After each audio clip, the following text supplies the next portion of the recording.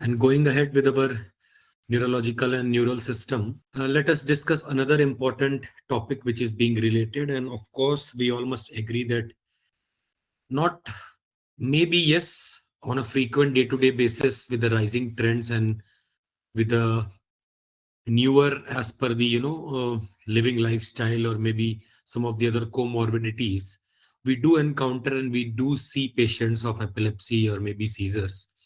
So what all has changed when we talk in terms of status epilepticus, and what guidelines has been recently linked to it, and the modes and modalities of treatment. So let us go ahead. Let us look at the data which is being linked to this status epilepticus. So if we look at the overall worldwide incidence of convulsive status epilepticus, in children it ranges from 3.8 to 38 per lakh per year, from 6 to 27 per lakh per year in adults. So basically it has a bimodal peak distribution, and this bimodal peak distribution is present with one peak in children and one peak in the elderly. Frequency, when we talk about a refractory status epilepticus, is between 31 to 44%. So it is the frequency that is being seen in a case of refractory status epilepticus. Although no community-based incidence studies in India, but it is expected to high. Why? Because of the high prevalence of CNS infections. There is a treatment gap, epilepsy. So we do encounter cases of meningitis, maybe TB meningitis, or maybe another bacterial, or in fact, some of the other CNS infections. And because of the treatment gap in 2 tier, 3 tier cities, or also in rural areas, where there is a delay in treatment from the time of diagnosis to the start of the treatment. So the incidence of epilepsy and status epilepticus is on the rise and definitely is on the higher side. So in approximately 50% of the cases, there is no prior history. Look at the important data. So almost in about 50% cases, there is no prior history. So males are being affected more when we talk about as comparison to the females, and partly attributed to lower seizure threshold in males. So comparatively, the males has a lower seizure threshold as compared to the females. So when we talk about the mortality, maybe because of the treatment gap, maybe because of the delay in diagnosis, delay in start of the treatment, it ranges somewhere between 10.5 to 28%. So neurological or cognitive sequelae in convulsive status epilepticus occur in about 11 to 16% of the patients. So any of the cognitive sequelae, cognitive impairment, maybe because of, a convulsive status epilepticus episode, or any of the neurological damage, can set in about 15 to 16% patients.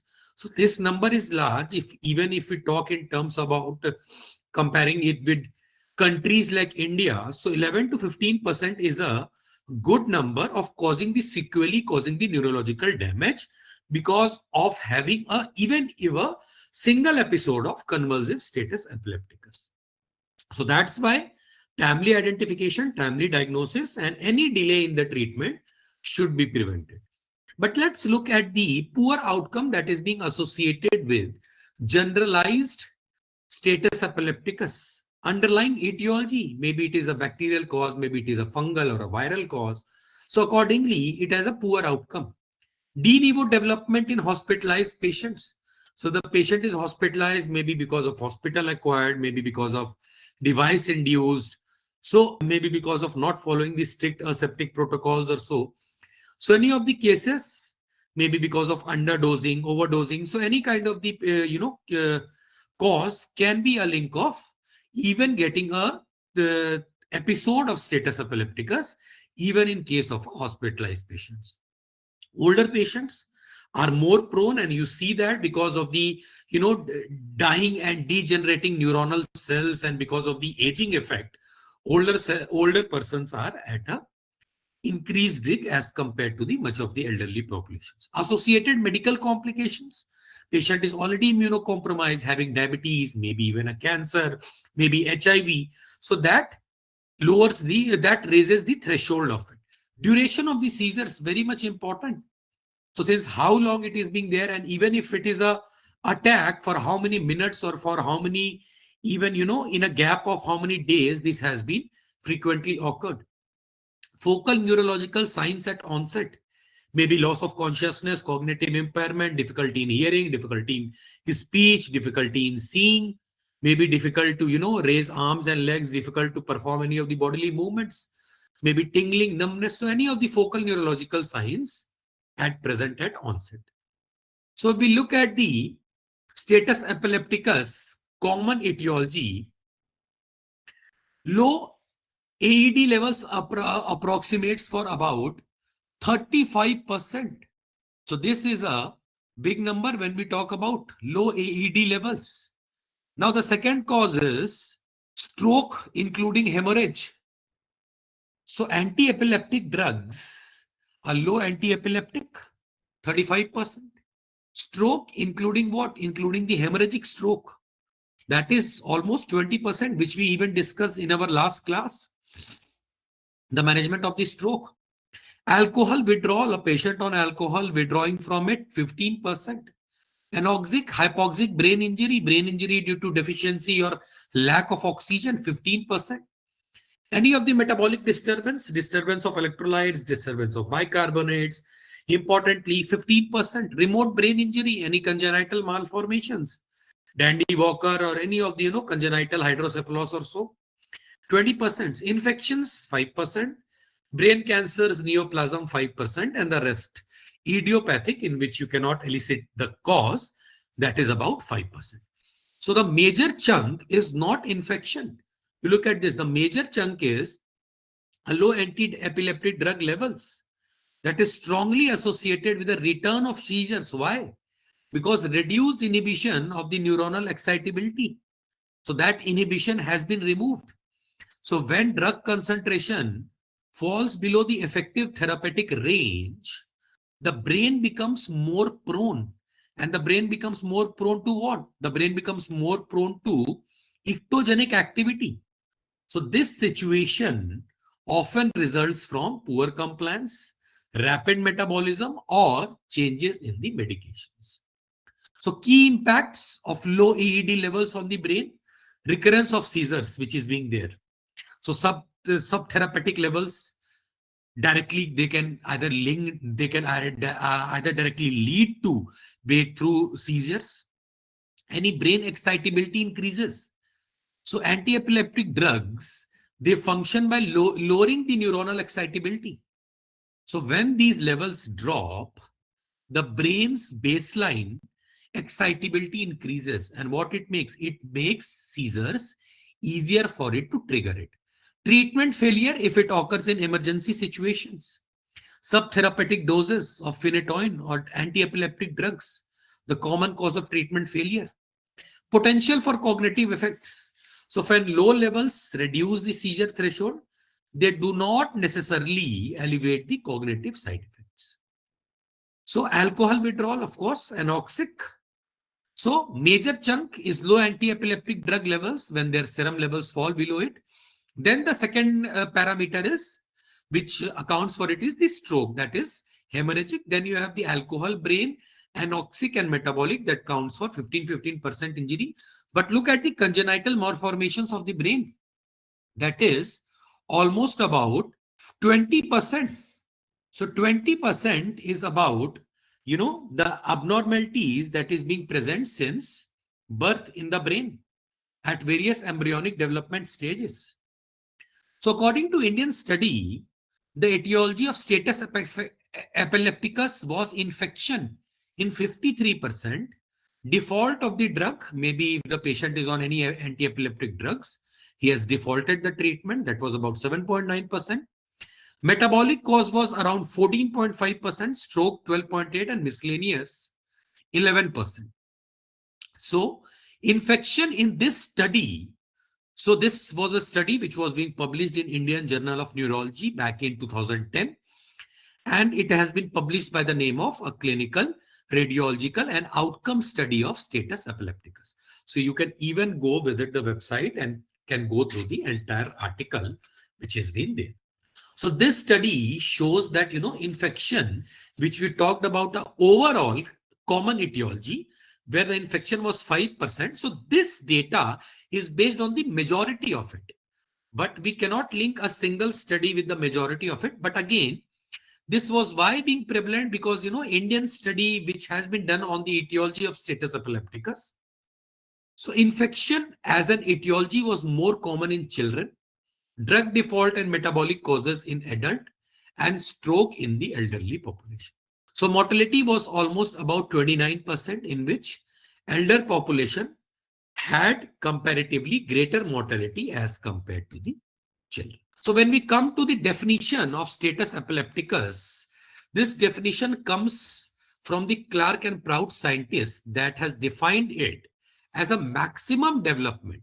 It is the maximum, and that's why any of the, whether you talk about status asthmaticus, so any of the, abnormalities or diseases in which it is a maximum development of it, in which the seizures are so frequent that coma and exhaustions becomes continuous between the phase of seizures.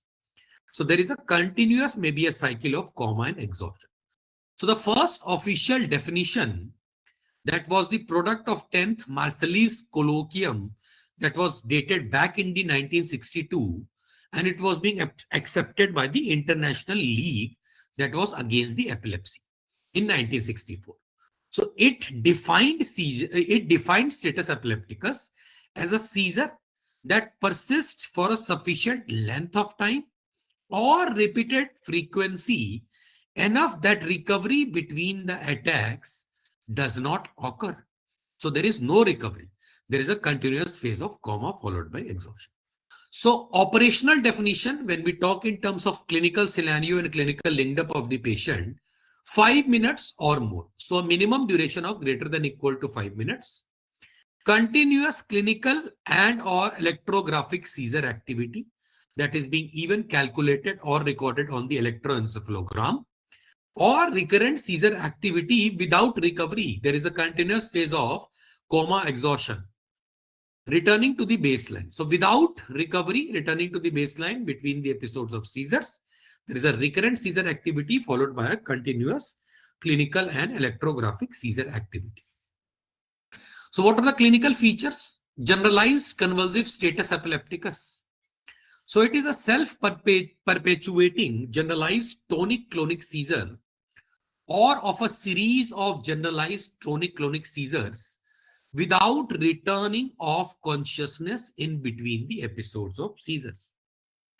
So there is a generalized tonic-clonic, series of generalized tonic-clonic without returning to the consciousness in between the seizures episode. So initial compensatory phase is being there. That is being done by the sympathetic overdrive whenever there is an episode.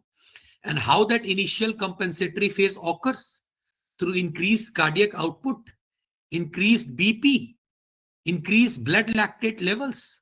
So increased compensatory phase because of the sympathetic overdrive occurs in this phase. And then there is a decompensation phase. There is a homeostatic failure of the mechanisms. And what happens further? If it is being triggered, if it is being continued, that leads to maybe cardiopulmonary collapse, electrolyte imbalance, rhabdomyolysis, muscle breakdown, muscle tissues breakdown, delayed acute tubular necrosis of the kidneys, more temperature in the body because of the disrupt thermoregulating mechanisms of the brain, leading to hyperthermia, MODS, multi-organ dysfunction, raised intracranial pressure and cerebral edema. So decompensation phase occurs. Why? Because of the homeostatic failure. A non-convulsive status epilepticus, severe impairment of consciousness to subtle phenomena. So motor manifestations, if any, needs careful CNS examination. So any of the seizures, a motor proper thorough evaluation and a proper complete workup is very much necessary. Often it is being mistaken for psychiatric disorders, maybe anxiety disorders, maybe a bipolar disorder, or maybe any of the psychiatric disorders that it can be interpreted. When we talk about a refractory status epilepticus, it does not respond to any of the standard treatment regimen, which is being there for the status epilepticus. So adequate doses of initial benzodiazepines followed by a second acceptable anti-epileptic drugs. So nearly, look at this data, 40%, almost close to half of the status epilepticus are being refractory to the treatment. So what are the predictors of this higher number, of this higher percentage? Encephalitis, infections, non-structural causes, maybe any of the congenital also causes, hypoxic ischemic encephalopathy, trauma, anoxic brain injury, hypoxic brain injury, delayed diagnosis and treatment again. So because of delayed diagnosis and treatment, chances of refractory status epilepticus that doesn't respond to the standard clinical regime becomes a risk. Coming to the super refractory status epilepticus or malignant, there is another term. So that does not respond to a course of anesthetic drug. That is known as super refractory. So nearly 20% of the refractory status epilepticus patients, again a big number, and you need a combined therapy, not just anti-epileptics. You also need anesthetic drugs accordingly to manage a case of super refractory status epilepticus. Now coming to the management of status epilepticus, the aims of the management should be what? It should be you have to terminate this, and not only termination, you have to also prevent it. So along with the termination, the important point should be termination or along with the prevention, that it doesn't reoccur in maybe in the coming years or in the coming days.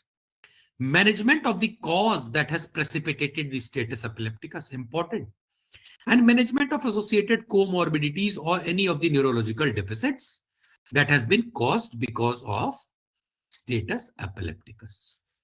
So how your approach, how you should do a proper diagnostic workup when we talk about, so definitely get a IV access.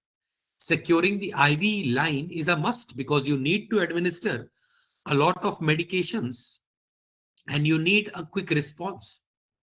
Monitor the vital signs. You have to secure the airway. You have to secure the breathing and circulation. So sometimes even requirement putting of the patient not only on the oxygen support, the patients even sometimes need a ventilator. Head CT.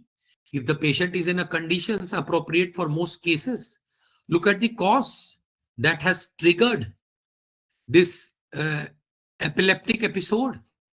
Send a routine blood investigations, a battery of investigations from blood glucose, CBC, renal function tests, calcium, magnesium, electrolytes, and anti-epileptic drug levels.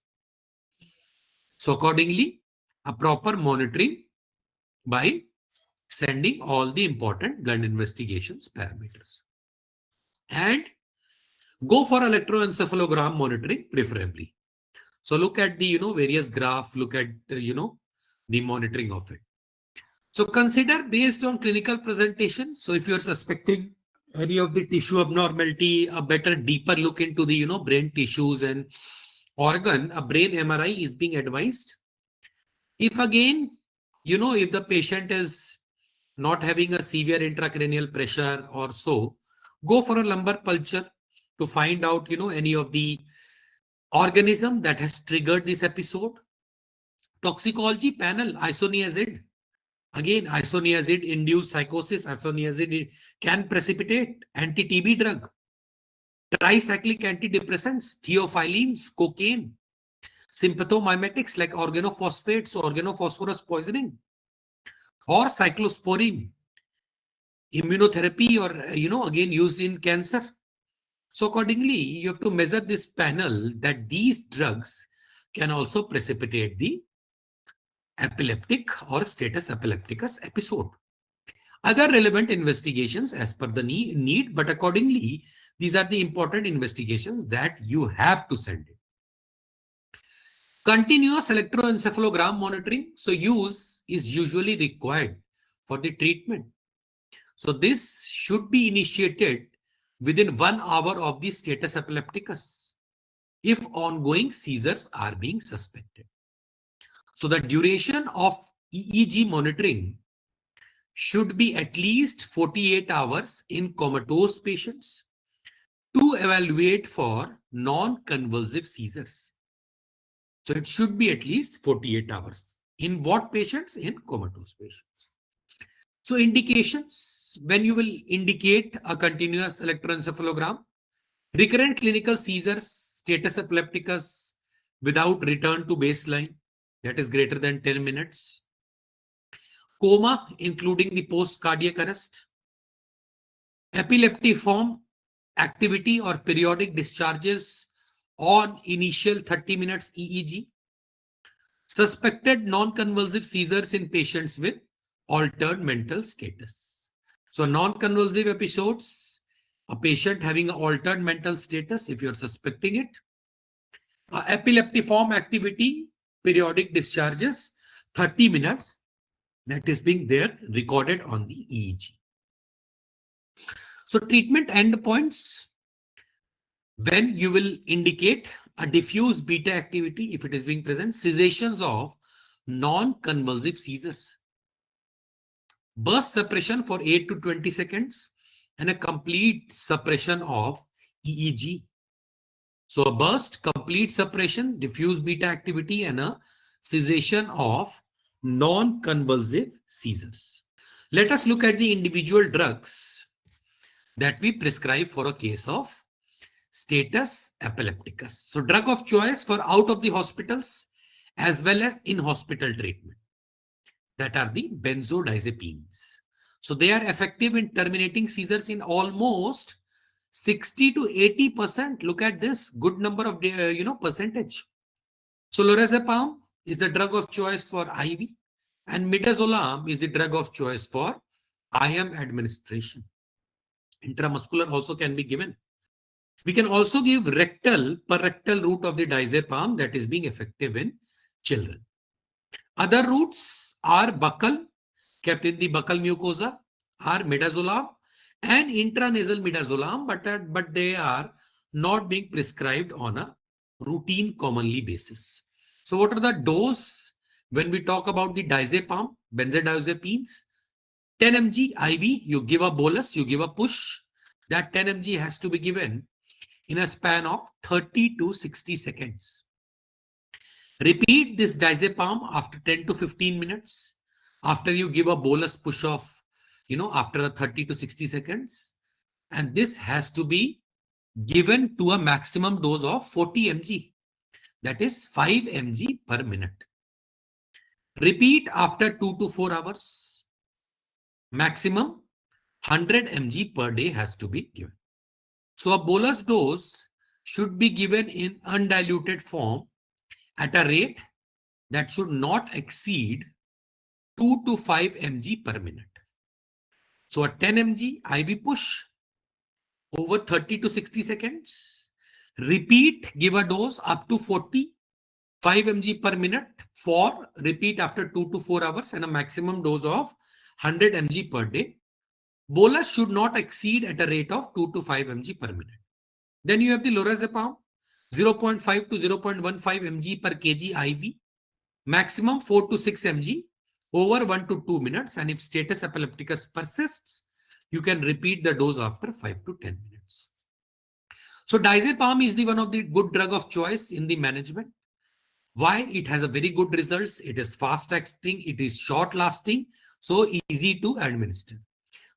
Easily because of the lipid solubility, has a shorter half-life, and anti-seizure effect because of the fast acting is between 15 to 30 minutes.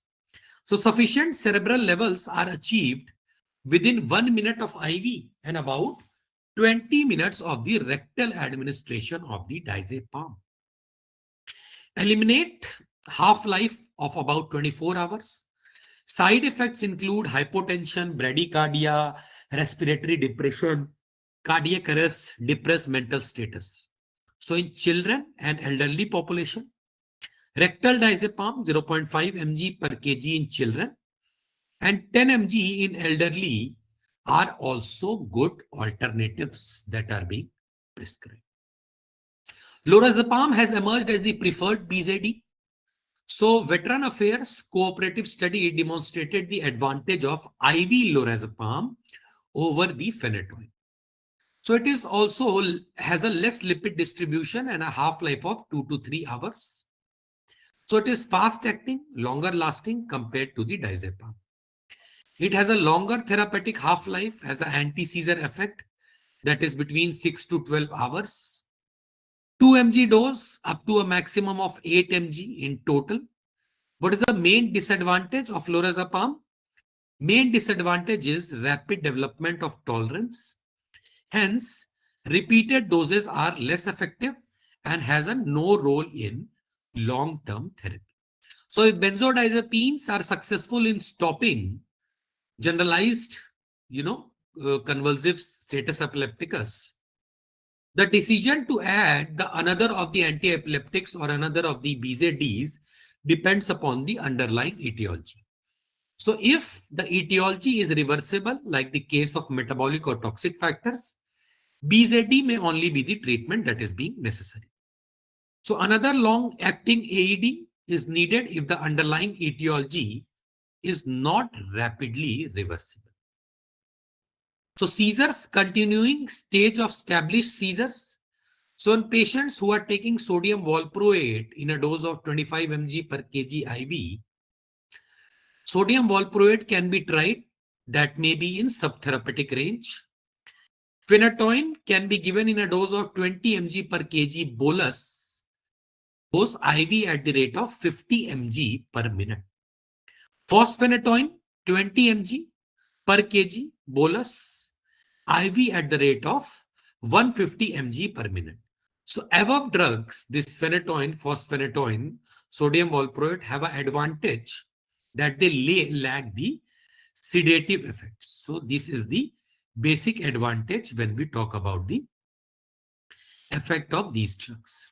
So when we compare phenytoin versus the fosphenytoin, phenytoin is given in a dose of 15 to 20 mg per kg IV at 50 mg per minute. So that equals to 100 mg of phenytoin. Fosphenytoin 20 mg per kg IV at 150 mg per minute. So 150 mg is fosphenytoin. So 100 mg phenytoin is equal to 150 mg of fosphenytoin. Phenytoin has a pH of 12 as compared to phos that has a pH of 8.6. It has extravasations, causes the severe tissue injury, and in fosphenytoin, extravasations are well tolerated. The onset is between 10 to 30 minutes in phenytoin as compared to the fosphenytoin that has an onset between 5 to 10 minutes. So phenytoin may cause hypotension, dysrhythmias. Fosphenytoin has less cardiac complications. It is water soluble and propylene glycol is not used as a diluent. Phenytoin is cheap, but fosphenytoin is expensive compared to the phenytoin.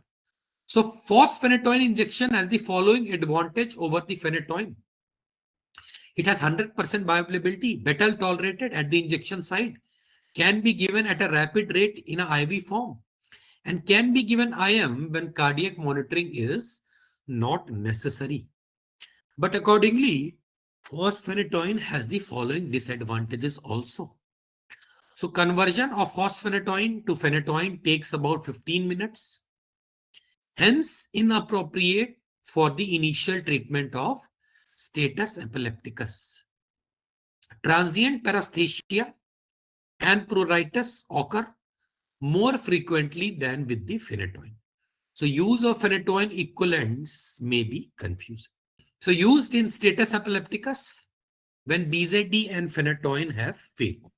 So phenobarbital given in a loading dose of 15 to 20 mg per kg causes the sedation, hypotension, so airway protection should be done. Diluted in polyethylene glycol, which results in complications like renal failure, myocardial depression, or seizures. Sodium valproate is the FDA approved drug in status epilepticus And this was there back in the times in 1997. Parenteral loading is done when oral therapy is not possible. So broad spectrum action and is also useful in absence and myoclonic status epilepticus. So patients not responding to the two first-line anti-epileptic drugs may be given parenteral sodium valproate, specifically in settings where intubation and artificial ventilation is not feasible. Paraldehyde used as an alternative to diazepam in early status epilepticus, where IV administration seems to be difficult or conventional anti-epileptic drugs are contraindicated or pre-approved if ineffective. So paraldehyde given in a rectal form or IM form with fast and complete absorption with having a rapid onset of action. So seizures tend to reoccur after the initial control. So inappropriately diluted or decomposed drug is highly toxic. Given at 10 to 20 ml of 50% solution rectal form or in a IM form. So diluted in NS or arachis oil for rectal or IM route. So for IV route, paraldehyde is given as a 5% infusion in 5% dextrose, freshly prepared up to every 3 hours, which is being there. So this has been given through the IV route. So refractory status epilepticus, standard regime or recommendation should consist of a continuous infusion of anti-epileptic drugs, but vary by the patient's underlying condition. So dosing of continuous infusion anti-epileptic drugs should be titrated to cessation of electrographic seizures or burst suppression. During the transition from continuous infusion, it is suggested to use maintenance anti-epileptic drugs and monitor for recurrent seizures by electroencephalogram during the titration period. So a period of 24 to 48 hours of electrographic control is recommended prior to slow withdrawal of continuous infusion of anti-epileptic drugs. So you need a proper monitoring for at least 24 to 48 hours before you start tapering down or withdrawing the continuous infusion. So continuing seizures, stage of refractory, propofol 2 mg per kg IV bolus, repeat if necessary, infusion 2 to 10 mg per kg per hour. Thiopentol 100 to 250 mg IV bolus over 20 seconds with further 50 mg bolus every 2 to 3 minutes until seizure control followed by the IV infusion. Given at a rate of 3 to 5 mg per kg per hour. Midazolam 0.3 mg per kg IV bolus, dose given at a rate of 4 mg per minute. Repeat every 5 minutes, 3 doses followed by the infusion. Neuromuscular blocking agents. So if seizures have been controlled for 12 hours, reduce the dose again further over 12 hours. And if seizures recur again, then GAN agent should be given accordingly. So when we look at the overall comparing with the groups, so no difference about the mortality in groups treated with either of these agents. Pentobarbital associated with lower frequency of accurate acute treatment failures and breakthrough seizures. Superior pharmacokinetics and adverse effects profile makes propofol preferred drug in refractory status epilepticus in children as well as adults. Coming to the thiopenton, it is a barbiturate anesthetics given in ICU as patient requires intubations and mechanical ventilation. But again, most troublesome side effect is hypotension. It accumulates, so it should be cautiously used in elderly, cardiac, hepatic, or renal patients. So given in a dose of 100 to 250 bolus over 20 seconds, with further 50 mg bolus every 2 to 3 minutes till seizures are controlled with maintenance dose at 3 to 5 mg per kg per hour. So aqueous solution is unstable if it is being exposed to air. Propofol is a non-barbiturate anesthetic, highly lipid soluble, high volume distribution resulting in rapid and short-lived action. So it causes profound respiratory and cerebral depression. that requires assisted ventilation. So may cause involuntary movements which are not to be confused with seizures. So given 2 mg per kg bolus followed by the dose of 5 to 10 mg per kg per hour of infusion. Levetiracetam. So it is an isomer of piracetam. It was introduced for the treatment of status epilepticus in 2006. Although there is comparatively insufficient data on the safety and efficacy, several case reports has been indicated with its use. So European Federation of Neurological Societies has proposed its usefulness in refractory complex partial status epilepticus. So levetiracetam has been used to control status epilepticus, typically as second-line drug. Levels peak within 2 hours, steady state in 2 days, so no significant interactions. Mishra et al. Back in 2012 used levetiracetam in a dose of 20 mg per kg over 15 minutes as compared to the lorazepam 0.1 mg per kg over 2 to 4 minutes in 79 patients. So control was comparable. 24-hour seizure control was also similar, but hypotension and requirement of mechanical ventilation was significantly higher in the lorazepam group. Lacosamide. So in addition to the anticonvulsant property, it has shown potential to retard kindling induced epileptogenesis. So one report shows efficacy in non-convulsive status epilepticus. One report shows efficacy of oral lacosamide in refractory convulsive status epilepticus. So Christian et al. Reported successful termination of refractory status epilepticus given in 22.5 mg diazepam and 12.5 mg etomidate and 5 mg midazolam, 4 mg lorazepam and 1500 mg levetiracetam. So lacosamide 300 mg via percutaneous gastric fistula resulted in cessation of status epilepticus in 30 minutes. Kellin-Haas reported successful termination of status epilepticus with IV lacosamide.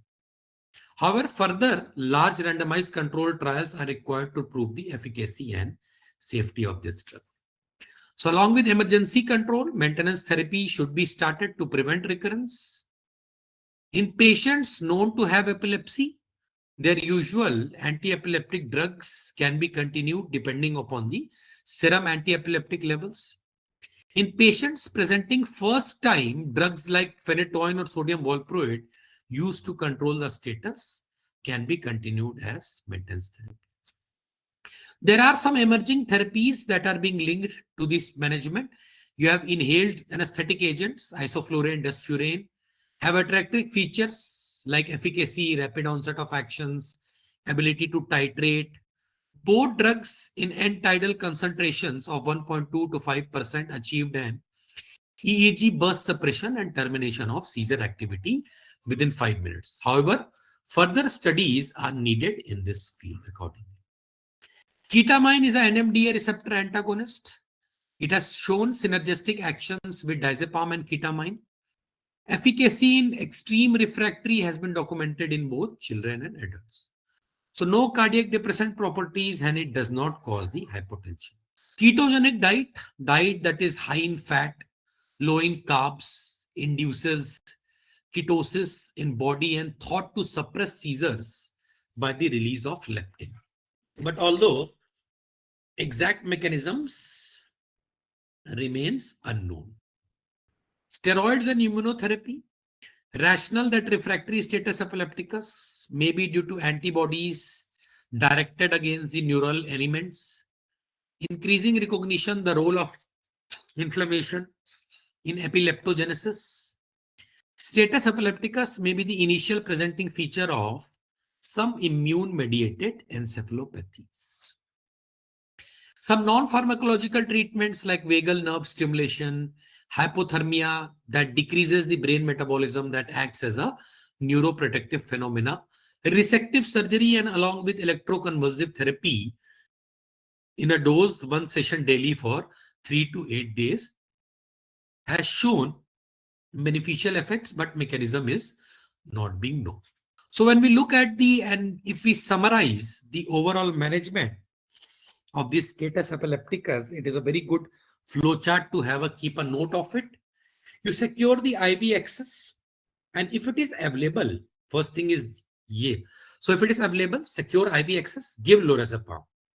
How much? 0.1 mg per kg, given a slow push, maximum up to 4 mg. Wait for it. If seizure do not stop in 5 minutes, repeat a dose of IV lorazepam, 0.1 mg per kg, again a slow push. But again, if you do not get a IV access, you give intramuscular midazolam, 0.2 mg per kg, maximum dose of 10 mg. Or if you cannot even go for a IM, go a buccal or intranasal midazolam, 0.5 mg per kg, maximum 10 mg. Again, if it is not controlled, you can repeat the dose of IV lorazepam. Again, even after this, if seizure do not stop, shifting to the second line drugs is being indicated. Go here if possibility of subtherapeutic levels. Start valproate in a dose of 40 to 60 mg per kg at 6 mg per kg per minute. If seizure do not stop again, give IV phenytoin 20 mg per kg at 50 mg per minute, or IV Fosphenytoin 20 mg per kg at 150 mg per minute. Even after this, seizure do not stop, repeat IV phenytoin. How much you will repeat it? At a dose of 5 mg per kg, or give IV Fosphenytoin 5 mg per kg. So alternative drug is valproate. You give in a dose of 40 to 60 mg per kg at 6 mg per kg per minute. Alternative drug levetiracetam 20 to 30 mg per kg at 5 mg per kg per minute. So after repeating this, if not been controlled, increase IV phenobarbital. If seizures again not controlled, and how much IV phenobarbital you will give? 20 mg per kg at 100 mg per minute, followed by 3 to 5 mg per kg per hour continuous infusion. Or IV midazolam 0.2 mg per kg loading dose, followed by 0.1 to 0.4 mg per kg per hour continuous infusion. Or IV propofol 2 mg per kg bolus, followed by 2 to 10 mg per kg per hour continuous infusion. Or IV pentobarbital 5 mg per kg loading dose, followed by 1 to 3 mg per kg per hour continuous infusion. So even after this, if seizures persist after 24 hours, try the emerging novel therapies like what? Ketamine in a dose of 0.5 to 4.5 mg per kg infusion, maximum up to 5 mg per kg per hour. Or you can go for immunomodulation with IV methylpred or IVIG, resective therapy, ketogenic diet, or hypothermia you can go for. So levetiracetam, efficacy and safety. Thonklo and colleagues reviewed the efficacy, use, and outcomes of IV use in adults with status epilepticus.